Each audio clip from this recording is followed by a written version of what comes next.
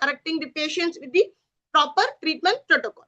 So to summarize the entire seminar or the webinar, the first is the three-dimensional craniofacial growth, which is the three-dimension which will be a transverse, vertical, and sagittal in consideration with the envelope of discrepancy. Because to a minor extent, any variation is accepted. When we cross that, when it is getting bypassed, only then it is like we will have to do the correction. So we have the envelope of discrepancy given by Profit, which will give you a very clear-cut example of which can be done what. To an extent, orthodontic treatment alone will be sufficient, and to a maximum extent where we need a surgical phase where the orthognathic surgeries comes into play.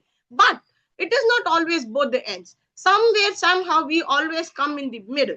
So during that phase, we usually take advantage of orthopedic phases, or in case of growth, if the patient is having growth remaining, or we use TADs or skeletal anchorage in case of a non-growing patient. So depending upon the envelope of discrepancy and where exactly the patient falls in the spectrum, we classify the patient and we give the solution for the patient depending upon the problem that the patient is providing us with.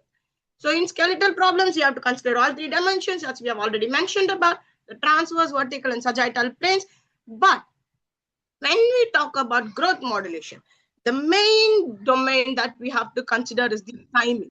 Not every part of life or every scenario we can have a growth modulation happening for the patient.